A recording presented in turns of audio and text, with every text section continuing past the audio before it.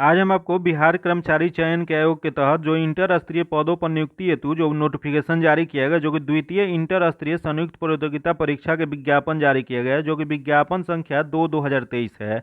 इसमें जो ऑनलाइन आवेदन प्रारंभ करना जो है 27/9/2023 से करना है, और आवेदन का अंतिम तिथि कब है तो 11/11/2023 है। इसके बारे में पूरा विस्तार से बताएंगे। अगर आप ये फॉर्म भरने वाले हैं या आपको एग्जाम देना है तो वीडियो अंत तक देखिएगा, क्योंकि हर चीज़ जो चीज़ बारीकी से इसमें दिया गया है सब चीज़ इसमें बताया जाएगा, तो अंत तक देखिएगा। अगर अभी तक चैनल को सब्सक्राइब नहीं किए हैं तो सब्सक्राइब कर लीजिएगा और वीडियो को लाइक कीजिएगा। देख लेते हैं। देखिए, सबसे पहला जो पोस्ट इसमें दिया गया है निम्नवाली लिपिक दिया गया है। इसमें यह भी बताया जाएगा किस पोस्ट में टाइपिंग है और किस पोस्ट में नहीं है, क्या सबके लिए टाइपिंग जरूरी है या बिना टाइपिंग का भी कुछ पोस्ट है, इसके बारे में सब चीज़ बताएंगे। तो सबसे पहला जो दिया गया है निम्न वर्गीय लिपिक दिया गया है, जो कि यह पथ निर्माण विभाग के अंतर्गत आता है, जिसमें कि आपको इंटरमीडिएट या समक्ष होना चाहिए। उसके बाद कंप्यूटर पर हिंदी में वर्ड प्रोसेसिंग या टंकन करना आना चाहिए। फिर अगला जो है इसमें टाइपिंग जो है यह नहीं मांगा गया है। अगला दिया गया निम्न वर्गीय लिपिक, जो कि यह मध्य निषेध उत्पाद एवं निबंध विभाग के अंतर्गत आता है, जो कि यह जो होता है इसमें भी इंटरमीडिएट के ही अंतर्गत आता है, जो कि इसमें कंप्यूटर मांग रहा है लेकिन इसमें साथ साथ में टाइपिंग भी मांग रहा है। अगला देख लेते हैं। दिया गया कि निम्न वर्गीय लिपिक लेवल 2 के अंतर्गत जो पोस्ट दिया गया, जो कि गृह विभाग के अंतर्गत आता है, इसमें भी टाइपिंग मांग रहा है। तथा अगला दिया गया निम्न वर्गीय लिपिक लेवल 2, जो कि इसमें भी टाइपिंग मांग रहा है। अगला है निम्न वर्गीय लिपिक, जो कि यह श्रम संगठन के अंतर्गत आता है, इसमें भी टाइपिंग नहीं मांग रहा है। देख लीजिए, इसमें टाइपिंग नहीं मांग रहा है लेकिन थोड़ा सा आपको कंप्यूटर का ज्ञान होना चाहिए। आगे देख लेते हैं। दिया गया कि निम्न वर्गीय लिपिक जो इसमें पोस्ट जो है अल्पसंख्यक कल्याण विभाग के अंतर्गत है, जो कि कंप्यूटर संचालन आना चाहिए। बाकी यहाँ टाइपिंग की कोई ज़रूरत नहीं है, हल्का फुल्का आपको टाइपिंग आना चाहिए। फिर अगला पोस्ट दिया गया है निम्न वर्गीय लिपिक, जो कि यह जो है पर्यावरण वन और जलवायु परिवर्तन विभाग के अंतर्गत आता है, जो कि ये भी लेवल 2 का है, जिसमें पोस्ट जो है इसमें टाइपिंग नहीं है। आगे देख लेते हैं। दिया गया कि निम्न वर्गीय लिपिक जो दिया गया है यह निर्देशालय नियोजन और प्रशिक्षण दिया गया है, जो कि श्रम संसाधन विभाग के अंतर्गत आता है, जो कि लेवल 2 है, इसमें भी टाइपिंग नहीं है। आगे देख लेते हैं। जो कि इसमें और पोस्ट दिया गया, इसमें कुल जो पोस्ट दिया गया है, जो कि कुल पोस्ट इसमें देख लीजिए, इसमें 22 पोस्ट दिया गया है। 22 पोस्ट में इसमें किस में भरना है टाइपिंग और किस में टाइपिंग वाला नहीं है, कैसे इसमें पोस्ट प्रेफरेंस करना है, सब चीज़ इसमें बताएंगे। तो देख लीजिए, इसमें जो राजस्व विभाग का जो पोस्ट है सबसे ज़्यादा वैकेंसी वही है, राजस्व विभाग, जो कि राजस्व भूमि सुधार विभाग के अंतर्गत आता है। यह सिर्फ आपको इंटर या समक्ष होना चाहिए, इसमें कंप्यूटर के ज्ञान भी या कुछ भी और नहीं होना चाहिए। तो इसका जो है कट ऑफ बहुत ज़्यादा जाने वाला है। इस पोस्ट अगर भरना होगा तो सबसे ज़्यादा प्रेफरेंस इसी को डालिएगा, और नहीं तो अगर आपका टाइपिंग अच्छा है तो टाइपिंग वाला पोस्ट को ज़्यादा भरिएगा, क्योंकि टाइपिंग वाला जो पंचायत सचिव के पोस्ट जो है इसमें टाइपिंग वाला पोस्ट में बहुत ज़्यादा सीट है। अगर आपका टाइपिंग है तो आप एक अलग अपना पोस्ट भर के आप अपना नौकरी फिक्स कर सकते हैं, जो कि पंचायती राज विभाग के अंतर्गत होता है। जो कि आपको इंटर के बाद एक टाइपिंग करना है, इंटर स्तरीय अगर आप पास हो गए हैं तो आपको डायरेक्ट परीक्षा के पास बाद जो क्या इसमें करना है तो टाइपिंग करना है। तो सबसे पहले तो टाइपिंग अभी ध्यान नहीं देना है, अभी सबसे पहले आपको अपने एग्जाम पे फोकस करना है, क्योंकि सबसे पहले एग्जाम ज़रूरत है, क्योंकि एग्जाम क्वालिफाई कीजिएगा तभी एलिजिबल हो पाइएगा टाइपिंग के लिए या जो भी आगे की प्रक्रिया होगा। और देख लेते हैं इसमें आगे दिया गया कुल पदों की संख्या क्या दिया गया, तो इसमें अलग अलग कैटेगरी के वाइज दिया गया है, टोटल बांटा गया है। आगे देख लेते हैं। दिया गया है कि दिव्यांग के प्रकृति के इस दर्शाई गई है, जैसे दिव्यांग के बारे में भी बताया गया है।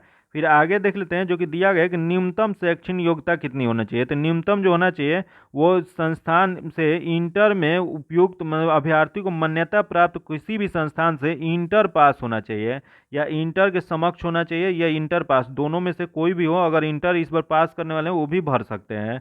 जो कि उम्र इनका क्या होना चाहिए, तो उम्र के बारे में देख लेते हैं। यहाँ आरक्षण के बारे में दिया गया था, आवेदन जो दिया गया है उसके बाद देख लेते हैं। इसमें यहाँ आगे दिया गया है, देख लेते हैं। यहाँ दिया गया है कि आप कैसे भर सकते हैं। तो सबसे पहले तो मिनिमम उम्र जो होना चाहिए 18 वर्ष होना चाहिए। कब को पूरा होना चाहिए, तो 1 अगस्त 2023 को यह पूरा हो जाना चाहिए। मिनिमम जो है आपका उम्र जो है 18 वर्ष होना चाहिए, लेकिन मैक्सिमम जो है अनारक्षित वर्ग जो जनरल वर्ग के हैं, जो जनरल वाले 37 वर्ष होना चाहिए।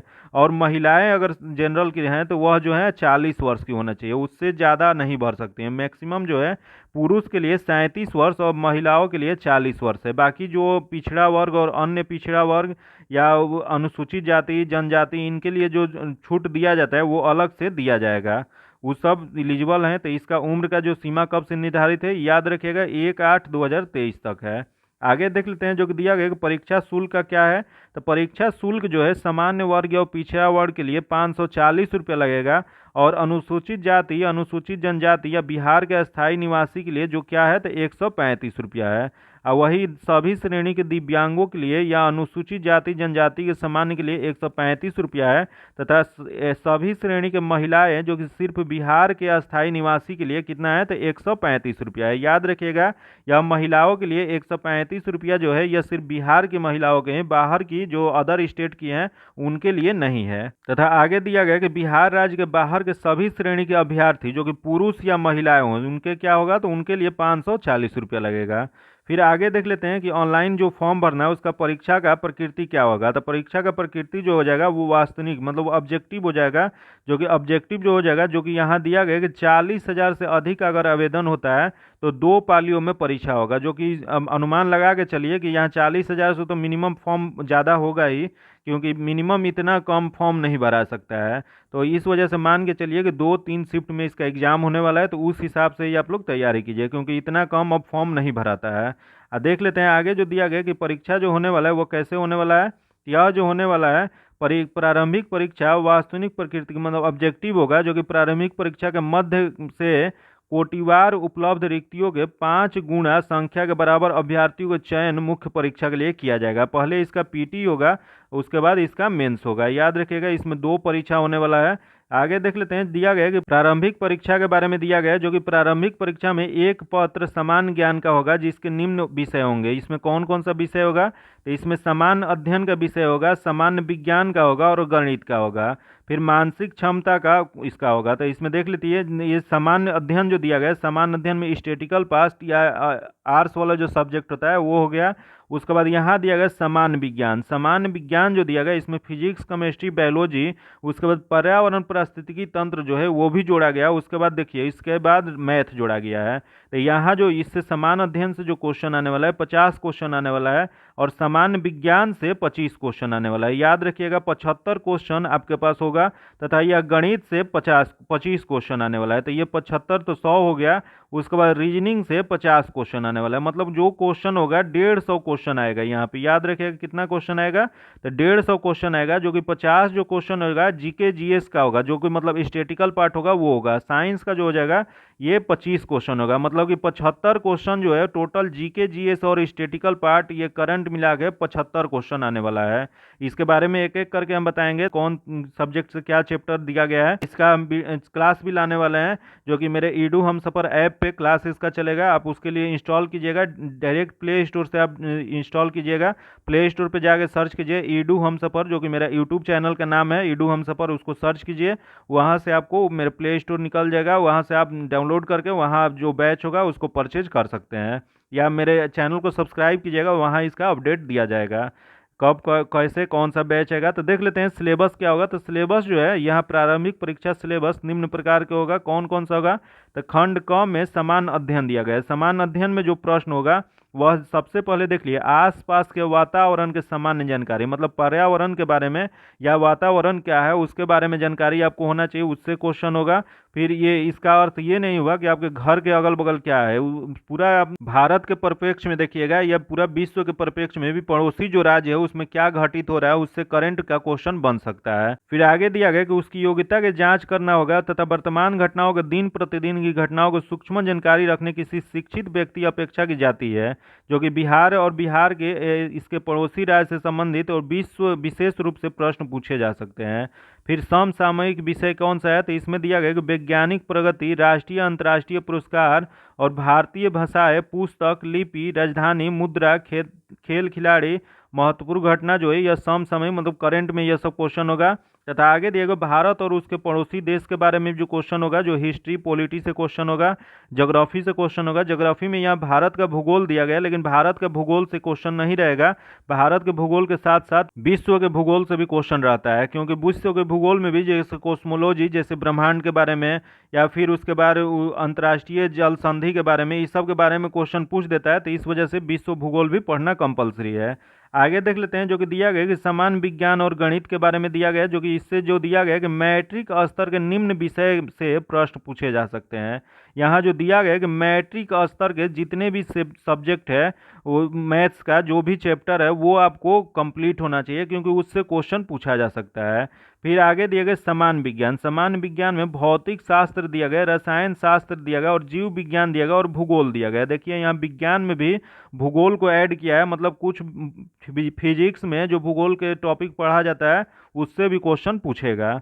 फिर आगे देख लेते हैं गणित के बारे में। गणित के बारे में पूरा दिया गया, जो नंबर सिस्टम से लेके जो 10वां स्तर के, जो 10th स्तर के जो भी क्वेश्चन होता है वो आपसे, जो भी चैप्टर होता है उससे क्वेश्चन पूछेगा। तो ये पूरा दिया गया है। कुछ टॉपिक इसमें नहीं भी दिया गया है तो उसको भी कंप्लीट करना है। आगे देख लेते हैं, दिया गया है कि खंड का मानसिक क्षमता योग्यता। मानसिक क्षमता जो कि रीजनिंग जो है इसके बारे में दिया गया है। रीजनिंग से भी क्वेश्चन रहेगा, रीजनिंग से क्वेश्चन कुल 50 रहेगा। आगे यहाँ देख लिए क्वालिफाई मार्क्स के बारे में दिया गया सामान्य वर्ग को 40% आएगा, जो कि 40% लाने पे वो क्वालिफाई हो जाएंगे। लेकिन ये गलत दिया गया है, ये जो डाटा दिया गया है ये गलत है, क्योंकि इतना पे कभी कोई क्वालिफाई नहीं होता है। तो इस पे आप लोग ध्यान मत दीजिएगा, अपना इतना तैयारी बेहतर कीजिए ताकि ज़्यादा से ज़्यादा अंक प्राप्त हो और ज़्यादा से ज़्यादा उसमें नंबर लाने के बाद आपका क्वालिफाई जो मेरिट बने वो ज़्यादा नंबर पे ही बनेगा। फिर देख लेते हैं, आगे दिया गया कि ऑनलाइन आवेदन प्रारंभ करने की तिथि कब से है। तो यह 27/9/2023 से है, जो कि इसका अंतिम तिथि कब से है। तो इनका अंतिम तिथि 11/11/2023 है। फिर इसके आगे जो दिया गया है, इसमें फॉर्म भरते समय आप लोग ध्यान दीजिएगा कुछ भी गलत ना हो, क्योंकि गलत हो जाने के बाद एक बार भी यह सुधारने का ऑप्शन नहीं होगा, क्योंकि इसमें सुधारने का डायरेक्ट इसमें लिखा गया है। इसमें सुधारने के बारे में कुछ नहीं दिया गया। देखिए यहाँ दिया गया कि अभ्यर्थी अपने एप्लीकेशन फॉर्म नंबर और रजिस्ट्रेशन नंबर और रोल नंबर को सुरक्षित रखेंगे। फॉर्म भरने के बाद अभ्यर्थी पूर्ण रूप से भरे हुए आवेदन पत्र फोटो सहित के प्रति अपने पास सुरक्षित रखें। किसी भी परिस्थिति में डुप्लीकेट या द्वितीय रजिस्ट्रेशन नंबर या एप्लीकेशन फॉर्म नंबर या प्रवेश पत्र आयोग द्वारा बाद में निर्गत नहीं किया जाएगा। इसका अर्थ ये हुआ कि जब एक बार आप फॉर्म भर लेते हैं तो बाद में उसका प्रिंट करने का ऑप्शन आपको नहीं आएगा। एक बार प्रिंट करके उसको बहुत अच्छा से रख लीजिएगा, क्योंकि जब डॉक्यूमेंट वेरिफिकेशन होता है तो उस समय यह मांग देता है। तो इस वजह से इसको आप एकदम सुरक्षित रखिएगा। यह नोटिस कब जारी हुआ है। तो यह जो नोटिस है 19/9/2023 को जारी हुआ है। देख लेते हैं आगे जो दिया गया है। उसके बाद घोषणा पत्र आपको एक होगा, जो कि फॉर्म भर के आपको घोषणा पत्र भर देना है। उसके बाद अंतिम तिथि जो है 11/11/2023 से पहले आप फॉर्म भर सकते हैं, जो कि रात्रि 12 बजे से पहले। अगर कुछ आपको डाउट रह जाता है तो आप कमेंट करके अपना डाउट बता सकते हैं, उसको क्लियर करने का कोशिश करेंगे। अगर ऐसे ही वीडियो पाने के लिए आप मेरे चैनल को सब्सक्राइब कर सकते हैं और वीडियो को लाइक कीजिएगा, दोस्तों के साथ शेयर कीजिएगा। फिर मिलते हैं आपसे अगले वीडियो में, तब तक के लिए धन्यवाद। जय हिंद।